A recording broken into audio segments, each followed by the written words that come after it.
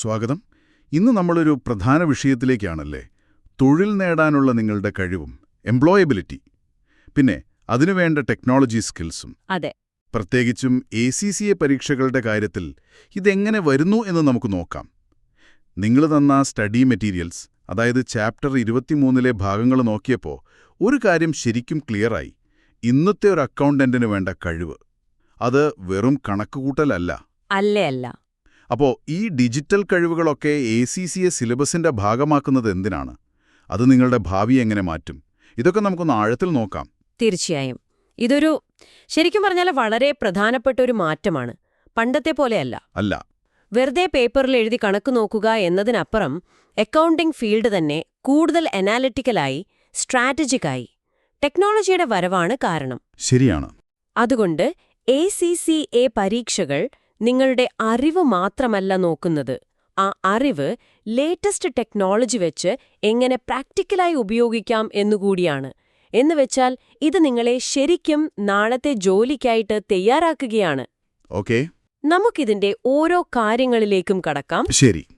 അപ്പോൾ ഈ മാറ്റത്തിന്റെ ആവശ്യം അതിൽ നിന്ന് തന്നെ തുടങ്ങാം. എന്തുകൊണ്ടാണ് ACCA ഈ ടെക്നോളജി സ്കിൽസിന് ഇത്ര പ്രാധാന്യം കൊടുക്കുന്നത്? പണ്ടത്തെ പോലെ തിയറി പഠിച്ച് പേപ്പറിൽ എഴുതിയാ പോരെ? അത് നല്ലൊരു ചോദ്യമാണ്. പ്രധാന കാരണം എന്താച്ചാൽ തൊഴിൽ വിപണി മാറി, അതാണ് സത്യം. ACCA പാസ്സായി വരുന്ന നിങ്ങളിൽ നിന്ന് കമ്പനിക്കാർ പ്രതീക്ഷിക്കുന്നത് വെറും തിയറി അറിയുന്ന ഒരാളെയല്ല. ആ തിയറി റിയൽ ലൈഫ് പ്രശ്നം സോൾവ് ചെയ്യാൻ ടെക്നോളജി ഉപയോഗിച്ച് നല്ല കഴിവുള്ള ഒരാളെയാണ്. നമ്മൾ ഈ പരീക്ഷയ്ക്ക് ഉപയോഗിക്കുന്ന CBE പ്ലാറ്റ്ഫോമില്ലേ, കമ്പ്യൂട്ടർ ബേസ്ഡ് എക്സാമിനേഷൻ. അതെ, അതിലെ വേർഡ് പ്രോസസ്സറും സ്പ്രെഡ്ഷീറ്റുമൊക്കെ നിങ്ങൾ നാളെ ജോലിക്ക് കയറുമ്പോൾ ഉപയോഗിക്കാൻ പോകുന്ന സോഫ്റ്റ്വെയറുമായിട്ട് നല്ല സാമ്യമുണ്ട്. ഓഹോ. അപ്പോ അതൊരു തരം ഒരു സിമുലേറ്റഡ് വർക്ക് എക്സ്പീരിയൻസ് പോലെയാണ്. അതൊരു നല്ല പോയിന്റാണ്. ഒരു ബ്രിഡ്ജ് പോലെ, പഠനവും ജോലിയും തമ്മിൽ. അതെ. ആദ്യ ദിവസം ജോലിക്ക് പോകുമ്പോൾ ഇതൊന്നും പുതിയ കാര്യമായിരിക്കില്ല. ശരി. അപ്പോൾ ഈ സിലബസ് ഭാഗത്തിലൂടെ നിങ്ങൾ നേടേണ്ട കഴിവുകൾ എന്തൊക്കെയാണ് കൃത്യമായിട്ട്? കമ്പ്യൂട്ടർ വെച്ച് പെട്ടെന്ന് വിവരം കണ്ടുപിടിക്കുക, ടൂൾസ് വെച്ച് ഉത്തരം റെഡിയാക്കുക, പിന്നെ ഡാറ്റയൊക്കെ ക്ലിയറായിട്ട് പ്രസന്റ് ചെയ്യുക, ഇതൊക്കെയാണോ? അതെ, അതെല്ലാം ബേസിക്കാണ്. അതിനപ്പുറം ഏത് ടൂൾ എപ്പോൾ ഉപയോഗിക്കണം എന്നൊരു തിരിച്ചറിവ്, അതാണ് പ്രധാനം. എപ്പോഴാണ് ഒരു റിപ്പോർട്ട് വേർഡിൽ ചെയ്യേണ്ടത്, എപ്പോഴാണ് കാൽക്കുലേഷന് സ്പ്രെഡ്ഷീറ്റ് എടുക്കേണ്ടത്, ആ ഒരു വിവേകം. ശരി. പിന്നെ സോഫ്റ്റ്വെയറിലെ ഫംഗ്ഷനുകളില്ലേ, ഫോർമാറ്റിംഗ്, ബേസിക് ഫോർമുലകൾ, ചാർട്ട്, അതൊക്കെ എഫിഷ്യന്റായിട്ട് ഉപയോഗിക്കാൻ പഠിക്കണം. ഓക്കേ. പരീക്ഷാ സമയത്ത് തന്നെ പല സ്ക്രീനുകളുണ്ടാവും. അതിനിടയിലൂടെ എളുപ്പത്തിൽ പോവാനും വരാനും നാവിഗേറ്റ് ചെയ്യാനും ചോദ്യത്തിന്റെ ഭാഗങ്ങൾ കണ്ടുപിടിക്കാനും കോപ്പി പേസ്റ്റ് ചെയ്യാനും തെറ്റിയാൽ തിരുത്താനുമൊക്കെയുള്ള ഒരു സ്കില്ല് വേണം. ചുരുക്കത്തിൽ പറഞ്ഞാൽ ടെക്നോളജിയെ നിങ്ങളുടെ ഒരു ചിന്തയുടെ ഭാഗമാക്കുക, അതാണ് ലക്ഷ്യം. ഈ കഴിവുകൾ പരീക്ഷിക്കാൻ ACCA ഉപയോഗിക്കുന്ന പ്രധാന ടൂളാണല്ലോ ഈ CBE. ഇത് വെറുമൊരു മൾട്ടിപ്പിൾ ചോയ്സ് ഓൺലൈൻ പരീക്ഷയല്ലെന്ന് ഇപ്പൊ വ്യക്തമായി. അപ്പോ എന്തൊക്കെയാണ് ഈ CBEയുടെ പ്രത്യേകതകൾ? വളരെ ശരിയാണ്. CBE എന്നു പറഞ്ഞാൽ വെറുതെ ടൈപ്പ് ചെയ്യാനുള്ള ഒരിടം മാത്രമല്ല ഇത്. ശരിക്കുള്ള ജോലിസ്ഥലത്തെ ഒരു അവസ്ഥ ഒരു പരിധിവരെ പരീക്ഷാ ഹാളിലേക്ക് കൊണ്ടുവരുന്നുണ്ട്. അതെ. ഒരു റിപ്പോർട്ട് ഉണ്ടാക്കാൻ വേർഡ് ഉപയോഗിക്കുന്നത്, ഡേറ്റ അനലൈസ് ചെയ്യാൻ സ്പ്രെഡ്ഷീറ്റ് എടുക്കുന്നത്, പലയിടത്തുനിന്ന് വിവരം കണ്ടെത്താൻ സ്ക്രീനുകൾ നോക്കുന്നത്, ഇതൊക്കെ നിങ്ങൾ ശരിക്കും ജോലിയിൽ ചെയ്യേണ്ട കാര്യങ്ങളാണ്. ശരിയാണ്. ഒരു അക്കൗണ്ടിംഗ് സ്ഥാപനത്തിലോ ഒരു കമ്പനിയിലോ കൺസൾട്ടൻസിയിലോ ഒക്കെ അവിടെ ഉപയോഗിക്കുന്ന അതേ സ്കിൽസാണ് CBE ടെസ്റ്റ് ചെയ്യണത്. അപ്പോൾ പരീക്ഷ കുറെ കൂടി പ്രാക്ടിക്കൽ ആവുന്നു. ഇത് കേൾക്കുമ്പോൾ ഒരു സംശയം. ഈ CBE സോഫ്റ്റ്വെയർ പരീക്ഷാ ഹാളിൽ ചെന്നിട്ട് ആദ്യമായി കാണുന്ന ഒരാൾക്ക് ഇത് വലിയ ബുദ്ധിമുട്ടാവില്ലേ? ഷോർട്ട് കട്ടൊക്കെ ഉപയോഗിക്കണം എന്നൊക്കെ പറയുന്നു. അപ്പോൾ സിലബസ് പഠിക്കുന്നതിന്റെ കൂടെ ഈ സോഫ്റ്റ്വെയർ പഠിക്കാനും സമയം കണ്ടെത്തണോ? തീർച്ചയായും. അത് വളരെ പ്രധാനപ്പെട്ട കാര്യമാണ്. പരീക്ഷയ്ക്ക് മുൻപ് ഈ CBE സോഫ്റ്റ്വെയർ നന്നായിട്ട് അറിഞ്ഞിരിക്കണം, അത്യാവശ്യമാണ്. ഓക്കെ. പരീക്ഷാ ഹാളിലെ ടെൻഷനില് പുതിയൊരു സോഫ്റ്റ്വെയർ പഠിക്കാൻ നിന്നാൽ അത് നിങ്ങളുടെ പെർഫോമൻസിനെ നന്നായി ബാധിക്കും. ഉറപ്പാണ്. ഉത്തരങ്ങൾ ക്ലിയറായും ഓർഗനൈസ്ഡായും ചെയ്യാൻ മാത്രമല്ല, ടൈപ്പിംഗ് സ്പീഡ് കൂട്ടാനും ഈ കീബോർഡ് ഷോർട്ട്കട്ടുകൾ ഉപയോഗിച്ച് സമയം ലാഭിക്കാനും ഈ മുൻപരിചയം ഹെൽപ്പ് ചെയ്യും. ഉദാഹരണത്തിന് copy, paste, bold, Ctrl+C, Ctrl+V, Ctrl+B. ഇതൊക്കെ അറിയുന്നത് പോലും സ്പീഡ് കൂട്ടും. ശരിയാണ്. ഓർക്കണം, CBE നിങ്ങളുടെ അറിവ് മാത്രമല്ല, അത് പ്രയോഗിക്കാനുള്ള കഴിവും കൂടിയാണ് നോക്കുന്നത്. ഉത്തരം അറിയാം, പക്ഷെ അത് ക്ലിയറായിട്ട് പ്രസന്റ് ചെയ്യാൻ പറ്റിയില്ലെങ്കിൽ മാർക്ക് പോകും. അതുകൊണ്ട് ചോദ്യം നോക്കി ഏറ്റവും നല്ല ടൂൾ ഏതാണോ, വേർഡാണോ, സ്പ്രെഡ്ഷീറ്റാണോ അതോ സ്ലൈഡാണോ, അത് തിരഞ്ഞെടുത്ത് ഉത്തരം കൊടുക്കാൻ നല്ലോണം പ്രാക്ടീസ് ചെയ്യണം. ശരി, പ്രാക്ടീസിന്റെ കാര്യം പറഞ്ഞു. പക്ഷേ ഈ പ്രാക്ടീസ് എവിടെ കിട്ടും? ഈ CBE സോഫ്റ്റ്വെയർ എവിടെയാണ് കിട്ടുക? പ്രത്യേകം ട്യൂഷന് പോകണോ ഇതിന്? അതിന്റെ ആവശ്യമില്ല. ACCA തന്നെ അതിനുള്ള വഴിയുണ്ടാക്കിയിട്ടുണ്ട്. അവരുടെ ഒഫീഷ്യൽ വെബ്സൈറ്റിൽ എക്സാം പ്രാക്ടീസ് പ്ലാറ്റ്ഫോം എന്ന് പറഞ്ഞ് ഒരു പ്ലാറ്റ്ഫോമുണ്ട്. ഓഹോ. പരീക്ഷ എഴുതുന്ന ആർക്കും അവരുടെ മൈ AACCA അക്കൗണ്ട് വെച്ച് ലോഗിൻ ചെയ്ത് ഫ്രീ ആയിട്ട് ഉപയോഗിക്കാം. ആഹാ, അത് കൊള്ളാം. അത് ശരിക്കുള്ള പരീക്ഷയുടെ അതേ ഇന്റർഫേസും ടൂൾസുമൊക്കെയാണ്. അതുകൊണ്ട് പരീക്ഷയ്ക്ക് മുൻപ് നിർബന്ധമായും അതൊന്ന് ഉപയോഗിച്ച് നോക്കുന്നത് നല്ല കോൺഫിഡൻസ് തരും. അത് വളരെ ഹെൽപ്ഫുൾ ആണല്ലോ. ഈ പ്രാക്ടീസ് പ്ലാറ്റ്ഫോമിൽ എന്തൊക്കെയാണ് ഉള്ളത്? വെറുതെ ഒന്ന് തുറന്നു നോക്കാൻ മാത്രമാണോ? അതോ ശരിക്കും പരീക്ഷ എഴുതുന്ന പോലെ പ്രാക്ടീസ് ചെയ്യാൻ പറ്റുമോ? അല്ലല്ല, വെറുമൊരു ഡെമോ അല്ല അത്. ഒരു കംപ്ലീറ്റ് പ്രാക്ടീസ് സിസ്റ്റമാണ്. നിങ്ങൾ ആ പ്ലാറ്റ്ഫോമിൽ കയറിയിട്ട് ഏത് പേപ്പറാണോ എഴുതുന്നത് അത് സെലക്ട് ചെയ്യാം. ശരി. അപ്പോൾ അവിടെ 2 ഓപ്ഷൻ കാണാം. ഒന്ന്, ഒരു ബ്ലാങ്ക് വർക്ക് സ്പേസ്. അവിടെ നിങ്ങൾക്ക് സ്വന്തമായിട്ട് ചോദ്യങ്ങൾ എടുത്ത് സമയം വെച്ച് എഴുതി പ്രാക്ടീസ് ചെയ്യാം. ഓക്കെ. രണ്ടാമത്തേത് ACCA ഒഫീഷ്യൽ റീസോഴ്സസ്. അതിൽ പഴയ ക്വസ്റ്റ്യൻ പേപ്പറും മോഡൽ പേപ്പറും ഒക്കെ ഉണ്ടാവും. അത് സെലക്ട് ചെയ്ത് ചെയ്യുമ്പോൾ ശരിക്കും പരീക്ഷ എഴുതുന്ന ഫീല് കിട്ടും. ടൈമർ ഉണ്ടാവും, ചോദ്യങ്ങളൊക്കെ അതേ ഫോർമാറ്റിലായിരിക്കും. ഗ്രേറ്റ്. അപ്പോൾ സോഫ്റ്റ്വെയർ പഠിക്കാൻ മാത്രമല്ല, ടൈം മാനേജ്മെന്റ്, ഏത് ചോദ്യത്തിന് ഏത് ടൂളെന്നൊക്കെ പ്രാക്ടീസ് ചെയ്യാനും പറ്റും. പിന്നെ ഇത് എങ്ങനെ ഉപയോഗിക്കണം എന്നുള്ള ട്യൂട്ടോറിയൽ വീഡിയോകളും ടിപ്സും ഒക്കെ ACCA വെബ്സൈറ്റിലും ഉണ്ട് താനും. വളരെ ക്ലിയറായി. ഇനി ഈ പ്ലാറ്റ്ഫോമിൽ ഉത്തരം എഴുതാൻ എന്തൊക്കെ ടൂൾസാണ് സാധാരണ ഉണ്ടാവുക? എല്ലാ പേപ്പറിനും ഒരേ ടൂൾസ് ആയിരിക്കുമോ? സാധാരണയായി 3 മെയിൻ ഓപ്ഷൻസ് ആണ് വരാറ്. ഒന്ന് വേർഡ് പ്രൊസസർ, പിന്നെ സ്പ്രെഡ്ഷീറ്റ്, പിന്നെ സ്ലൈഡുകൾ. പക്ഷേ എല്ലാ പരീക്ഷയ്ക്കും ഈ 3ഉം കാണണമെന്നില്ല. അത് സിലബസും ചോദ്യത്തിന്റെ ഒരു സ്വഭാവവും അനുസരിച്ചിരിക്കും. ഇപ്പോ നിങ്ങൾ തന്ന മെറ്റീരിയലിൽ പറയുന്ന FR പേപ്പർ ഇല്ലേ, ഫിനാൻഷ്യൽ റിപ്പോർട്ടിംഗ്, അതിന് സാധാരണ വേർഡ് പ്രൊസസറും സ്പ്രെഡ്ഷീറ്റുമേ കാണാറുള്ളൂ. കാരണം അവിടെ കൂടുതലും കണക്കും പിന്നെ എഴുതി വിശദീകരിക്കേണ്ട ഉത്തരങ്ങളുമാണ്. സ്ലൈഡ് വെച്ച് പ്രസന്റേഷൻ അധികം വേണ്ടി വരാറില്ല FRൽ. അതൊരു പ്രധാന പോയിന്റാണ്. അപ്പോൾ ചോദ്യം വായിച്ച് ഉത്തരം അറിഞ്ഞാൽ മാത്രം പോരാ, ഏത് ടൂൾ ഉപയോഗിച്ചാലാണത് ഏറ്റവും നന്നായി പ്രസന്റ് ചെയ്യാൻ പറ്റുകയെന്നും തീരുമാനിക്കണം, അല്ലേ? ആ സെലക്ഷനും ഒരു സ്കില്ലാണ്. അതെ, നിങ്ങൾ പറഞ്ഞത് കറക്റ്റാണ്. ശരിയായ ടൂൾ തിരഞ്ഞെടുക്കുന്നത് നിങ്ങളുടെ ഉത്തരം മാർക്കിടുന്ന ആൾക്ക് എത്ര എളുപ്പത്തിൽ മനസ്സിലാവും എന്നതിനെയും നിങ്ങൾക്ക് എത്ര എളുപ്പത്തിൽ ഉത്തരം എഴുതാൻ പറ്റുമെന്നതിനെയും ബാധിക്കും. ശരിയാണ്. ACCA ഈ ടൂളുകൾ തരുമ്പോൾ ഉദ്ദേശിക്കുന്നത് നമ്മളൊക്കെ സാധാരണ ഉപയോഗിക്കുന്ന വേർഡ്, എക്സൽ, പവർ പോയിന്റ് ഇല്ലേ, അതിന്റെയൊക്കെ ബേസിക് ഫങ്ഷൻസ് കൊണ്ടുവരാനാണ്. അപ്പൊ നിങ്ങൾ ഇവിടെ പഠിക്കുന്ന സ്കിൽസ് പരീക്ഷ കഴിഞ്ഞാൽ നേരെ ജോലി സ്ഥലത്ത് ഉപയോഗിക്കാം. കൊള്ളാം. നമുക്ക് ഓരോ ടൂളിന്റെയും പ്രത്യേകത, ഗുണം, ദോഷം, എങ്ങനെയുള്ള ഉത്തരങ്ങൾക്കാണത് നല്ലത് എന്നൊക്കെ ഒന്ന് നോക്കിയാലോ? ഓക്കെ, തുടങ്ങാം. നമുക്ക് വേർഡ് പ്രോസസ്സറിൽ നിന്ന് തുടങ്ങാം. ഏറ്റവും പരിചിതമായ ഒന്ന്. പരീക്ഷയിൽ ഇതിന്റെ ഗുണങ്ങൾ എന്തൊക്കെയാണ്? വേർഡ് പ്രോസസ്സറിന്റെ ഏറ്റവും വലിയ പ്ലസ് പോയിന്റ് അതിന്റെ സിംപ്ലിസിറ്റിയും ഫ്ലെക്സിബിലിറ്റിയുമാണ്. കാര്യങ്ങൾ എഴുതി വിശദീകരിക്കേണ്ട ഉത്തരങ്ങൾക്ക്, ഡിസ്കസീവ് ആൻസേഴ്സിന് ഇത് പെർഫെക്റ്റ് ആണ്. സ്പ്രെഡ്ഷീറ്റിലെ പോലെ സെല്ലിന്റെ വീതി, ടെക്സ്റ്റ് പുറത്തു പോകുമോ എന്നൊന്നും പേടിക്കേണ്ട. ഫ്രീ ആയിട്ട് ടൈപ്പ് ചെയ്യാം. ശരിയാണ്. ഉത്തരങ്ങൾ പാരഗ്രാഫായിട്ട് തിരിച്ചെഴുതുന്നത് വായിക്കാൻ എളുപ്പമാക്കും. നിങ്ങളുടെ ചിന്തയുടെ ഫ്ലോ മാർക്കിടുന്ന ആൾക്ക് മനസ്സിലാവും. അതെ. പിന്നെ ബുള്ളറ്റ് പോയിന്റ്സോ നമ്പറുകളൊക്കെ ഇട്ട് പ്രധാന പോയിന്റ്സ് ഹൈലൈറ്റ് ചെയ്യാൻ എളുപ്പമാണ്. ടെക്സ്റ്റ് അലൈൻ ചെയ്യാം, ലെഫ്റ്റ്, റൈറ്റ്, സെന്റർ, ജസ്റ്റിഫൈ. പിന്നെ ഈ സൂപ്പർസ്ക്രിപ്റ്റ്, സബ്സ്ക്രിപ്റ്റ് ഇല്ലേ, X², H2 എന്നൊക്കെ എഴുതാൻ അതിനും ഓപ്ഷനുണ്ട്. അപ്പോൾ ഉത്തരം കുറച്ചുകൂടി പ്രൊഫഷണൽ ലുക്ക് കിട്ടും. ശരിയാണ്. എന്നാൽ ഇതിന് ലിമിറ്റേഷൻസും കാണുമല്ലോ. എപ്പോഴാണ് വേർഡ് പ്രോസസ്സർ അത്ര നല്ലതല്ലാത്തത്? ഏറ്റവും വലിയ പ്രശ്നം ഓട്ടോമാറ്റിക്കായിട്ട് കണക്കുകൂട്ടാൻ പറ്റില്ല എന്നതാണ്. ഓക്കെ. എന്തെങ്കിലും കാൽക്കുലേഷൻ കാണിക്കണമെങ്കിൽ അത് മാനുവലായി കാൽക്കുലേറ്ററിൽ ചെയ്ത് ടൈപ്പ് ചെയ്യണം.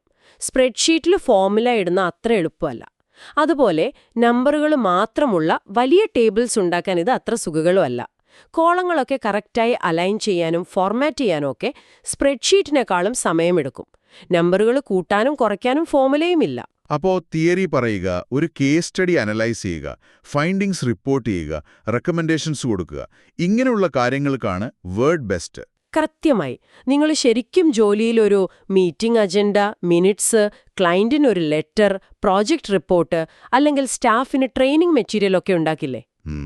ഏതാണ്ട് അതുപോലത്തെ ജോലികളാണ് പരീക്ഷയ്ക്ക് വേർഡ് വെച്ച് ചെയ്യേണ്ടി വരാ. നിങ്ങളുടെ കമ്മ്യൂണിക്കേഷൻ സ്കില്ലാണ് ഇവിടെ ടെസ്റ്റ് ചെയ്യുന്നത്. ഓക്കെ, എഴുത്ത് കഴിഞ്ഞു. ഇനി കണക്കിലേക്ക് വന്നാൽ സ്പ്രെഡ്ഷീറ്റ്. കാൽക്കുലേഷന് ഇതുതന്നെയാണല്ലോ നല്ലത്. എന്തൊക്കെയാണ് ഗുണങ്ങൾ? അതെ, ന്യൂമറിക്കൽ ടാസ്കുകൾക്ക് സ്പ്രെഡ്ഷീറ്റ് തന്നെയാണ് ബെസ്റ്റ്. ഇതിന്റെ ഏറ്റവും വലിയ പവർ എന്താച്ചാല് കണക്കുകൂട്ടലുകൾ എളുപ്പമാക്കുന്നു, വേഗത്തിലാക്കുന്നു.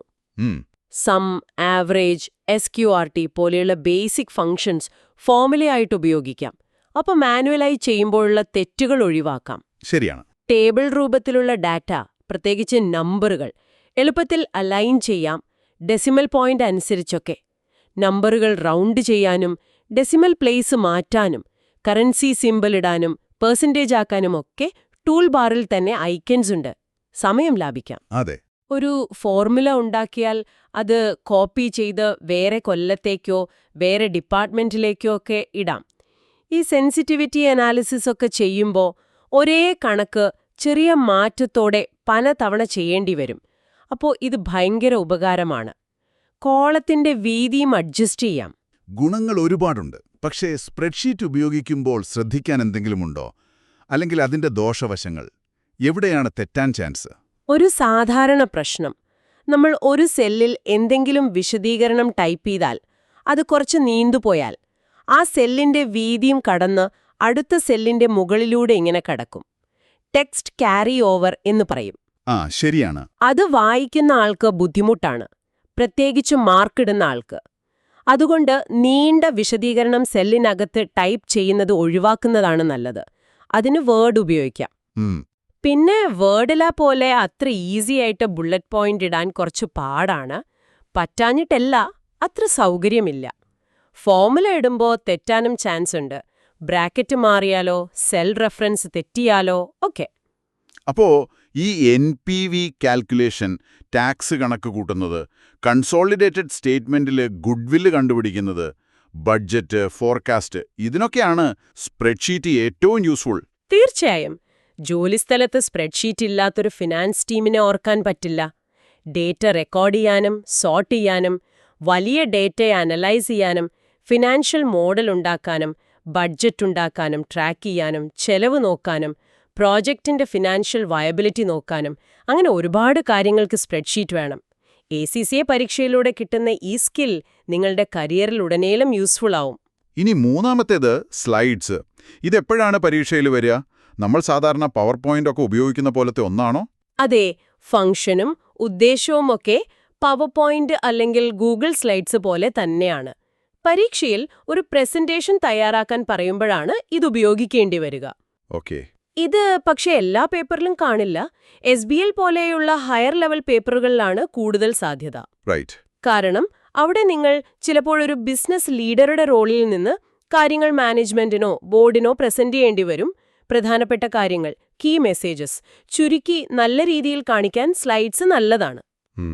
ഓരോ സ്ലൈഡിലും ഹെഡിംഗ് കൊടുക്കാം, ബുള്ളറ്റ് പോയിന്റ്സ് ഇടാം. വേണമെങ്കിൽ ചെറിയ ടേബിളോ ചിത്രങ്ങളോ പരീക്ഷാ പ്ലാറ്റ്ഫോം അനുവദിക്കുമെങ്കിൽ ചേർക്കാം. കൂടുതൽ കാര്യങ്ങൾ പറയാനുണ്ടെങ്കിൽ അത് സ്ലൈഡിൽ കുത്തി നിറയ്ക്കാതെ സ്പീക്കർ നോട്ട്സ് എന്ന ഭാഗത്ത് എഴുതിവെക്കാം. അപ്പോൾ സ്ലൈഡ് കാണാൻ വൃത്തിയുണ്ടാവും. അപ്പോൾ സ്പീക്കർ നോട്ട്സ് ഒരു പ്രധാന ഭാഗമാണല്ലേ? ഇതിന്റെ ലിമിറ്റേഷൻസ് എന്തൊക്കെയാണ്? സ്പ്രെഡ്ഷീറ്റ് പോലെ കണക്ക് കൂട്ടാൻ പറ്റുമോ? പ്രധാന പ്രശ്നം സ്ലൈഡിന്റെ മെയിൻ ഏരിയയിൽ അധികം ഇൻഫർമേഷൻ കൊള്ളില്ല എന്നതാണ്. ഓരോ സ്ലൈഡും ഒരു മെയിൻ ഐഡിയ പറയാനാണ്. ഒരുപാട് ടെക്സ്റ്റ് ഇട്ടാൽ ആ പ്രസന്റേഷന്റെ ഒരു ഇമ്പാക്റ്റ് പോകും. ശരിയാണ്. സ്പീക്കർ നോട്ട്സിൽ എഴുതാമെങ്കിലും അത് മാർക്കിടുന്ന ഇയാൾ ശ്രദ്ധിക്കുമോ എന്ന് ഉറപ്പില്ല. പിന്നെ വേർഡ് പോലെ തന്നെ സ്ലൈഡിലും ഓട്ടോമാറ്റിക് കാൽക്കുലേഷൻ പറ്റില്ല. കണക്കുകൾ കാണിക്കണമെങ്കിൽ അത് സ്പ്രെഡ്ഷീറ്റിൽ ചെയ്തിട്ട് ആ റിസൾട്ട് ഇങ്ങോട്ട് കോപ്പി ചെയ്യുകയോ ടൈപ്പ് ചെയ്യുകയോ വേണം. ജോലിസ്ഥലത്ത് എപ്പോഴാണ് സ്ലൈഡ് സോഫ്റ്റ്വെയർ കൂടുതലായി ഉപയോഗിക്കുന്നത്? പരീക്ഷയിലെ ഈ സ്കിൽ അവിടെ എങ്ങനെ ഉപകാരപ്പെടും? ജോലിസ്ഥലത്ത് കമ്മ്യൂണിക്കേഷന് സ്ലൈഡ്സിന് വലിയ റോളുണ്ട്. പുതിയ പ്രോജക്റ്റ് പ്രപ്പോസൽസ്, സെയിൽസ് ടീം അവരുടെ പ്രോഡക്ട്സിനെ പറ്റി പറയാൻ സെയിൽസ് പിച്ച്, ട്രെയിനിംഗ് പ്രോഗ്രാംസ്, AGMൽ റിപ്പോർട്ട് അവതരിപ്പിക്കാൻ, പുതിയ പ്രോഡക്റ്റ് ലോഞ്ച് ചെയ്യാൻ, റിസർച്ച് ഫൈൻഡിങ്സ് ഷെയർ ചെയ്യാൻ, ഇതിനൊക്കെ സ്ലൈഡ് സോഫ്റ്റ്വെയർ ഉപയോഗിക്കും. ഇതിലും അത്യാവശ്യമാണ്. വളരെ നന്നായി. അപ്പോ ഈ 3 ടൂൾസും അതിന്റെ ഉപയോഗങ്ങളും നമ്മൾ വിശദമായി സംസാരിച്ചു.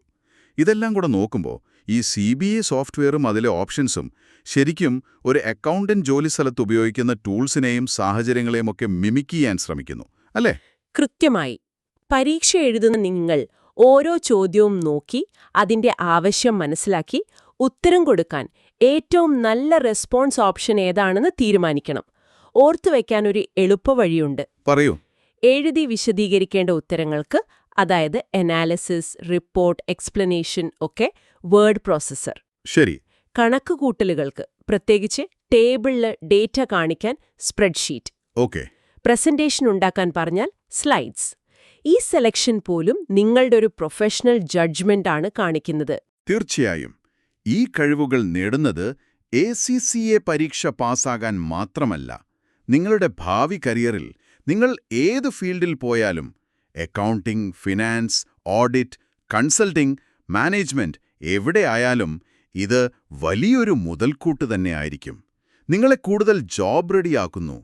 ഈ വിവരങ്ങൾ നിങ്ങൾക്ക്, പ്രത്യേകിച്ച് ACCA പരീക്ഷയ്ക്ക് തയ്യാറെടുക്കുന്ന നിങ്ങൾക്ക് വളരെ ഉപകാരപ്പെട്ടു എന്ന് കരുതുന്നു.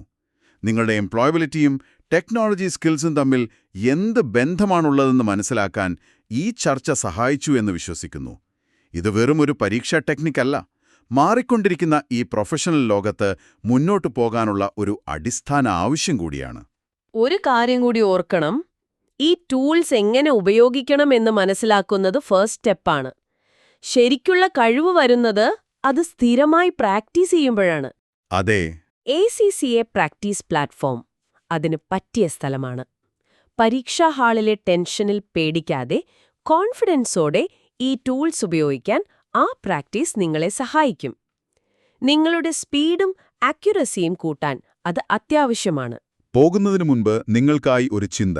ഈ കമ്പ്യൂട്ടർ ബേസ്ഡ് പരീക്ഷാരീതിയും ഇതിലൂടെ കിട്ടുന്ന ടെക് സ്കിൽസും നിങ്ങളുടെ പഠനരീതിയെയും ചിന്താരീതിയെയും എങ്ങനെയാണ് മാറ്റുന്നത്? പഴയ എഴുത്തുപരീക്ഷയിൽ നിന്ന് മാറി റിയൽ ലൈഫ് പ്രശ്നങ്ങളെ നേരിടാൻ ഈ പുതിയ രീതി നിങ്ങളെ കൂടുതൽ സജ്ജരാക്കുന്നുണ്ടോ? അതോ പരീക്ഷയെ കൂടുതൽ ടെക്നിക്കലും കോംപ്ലിക്കേറ്റഡും ആക്കുകയാണോ? നിങ്ങളുടെ പഠനയാത്രയിൽ ഇതൊന്ന് ആലോചിക്കുന്നത് നല്ലതായിരിക്കും. പുതിയൊരു വിഷയവുമായി അടുത്ത തവണ കാണാം.